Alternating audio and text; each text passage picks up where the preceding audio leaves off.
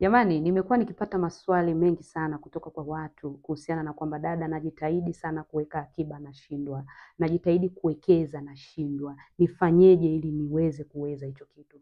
Kwanza cha kwanza, kuna wengine yawezekana kipato unachokipata hakikidhi mahitaji yako ya mwezi. Hakikidhi mahitaji yako, yani mahitaji muhimu. Kwa hiyo unashindwa hata kupata pesa ambayo unaweza ukasevu. Ndio tunasema, tunashauri kwamba uweke pesa ya kusevu pembeni, alafu ndo uendelee kufanya matumizi. Lakini kama ile pesa haitoshi, hata ukiweka pembeni utaenda kuichukua ile pembeni utaitumia. Kutakuwa hakuna maana huku unakufa njaa, alafu pesa nyingine umeipeleka kusevu. Kwa hiyo cha kufanya hapo ni kuangalia chanzo chako cha mapato, maybe hakitoshelezi. Labda mahitaji yako na matumizi yako hayajitoshelezi kwa kile chanzo cha mapato ambacho uko nacho. Kwa hiyo hapo solution is either kuongeza vyanzo vya mapato ili upate mapato ambayo yanaweza yakakutosheleza, lakini pia yawezekana kuchange kazi unaofanya. Yawezekana kazi unaofanya inakulipa kidogo, haiwezi kukava mahitaji uliyokuwa nayo. Kwa hiyo ndio maana nilisisitiza, hebu tuandaeni bajeti binafsi. Bajeti binafsi inatusaidia kujua sisi kwa mwezi tunahitaji kiasi gani ili kuweza kustahimili maisha yetu. Ukijua kwa mwezi unahitaji kiasi gani, hata unapokuwa unatafuta fursa mbalimbali, unavyofanya biashara mbalimbali, unakuwa unapima. Je, kwa hiki ninachokipata kinaweza kikakava mahitaji yangu? Kwa hiyo uwezo ukashindwa kukava mahitaji hata ya chakula alafu ukasevu.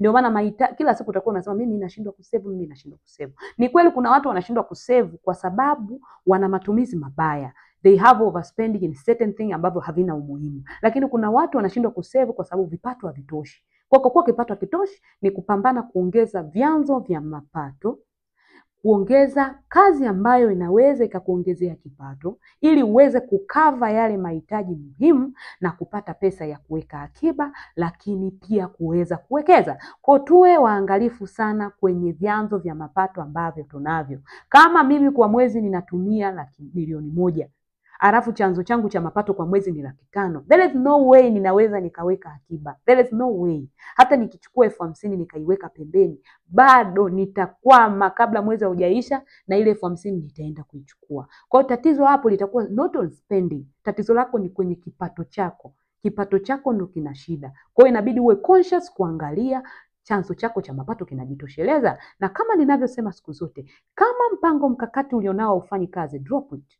If chanzo chako cha mapato hakijitoshelezi, tafuta namna ya kukiongezea. Tafuta namna ya kukiongezea. Mtu atauliza na kiongeza vipi? Ndio maana ninasema sisi tunatakiwa tuwe wabunifu, tuangalie fursa zilizotuzunguka. Ni ngumu sana mimi kukuambia kafanye 1, 2, 3 kwa sababu sijui mazingira ulionayo, sijui uwezo ulionao, sijui kuna fursa gani ambazo ziko karibu na wewe. Matatizo huwa yanatupa akili. Kwa matatizo yakupe akili. Mnakumbuka kwenye maofisi kuna watu wanauza vitafunwa, wanauza sijui vikripsi, wanauza sijui ubuyu, vyote vile ni kujiongezea kipato.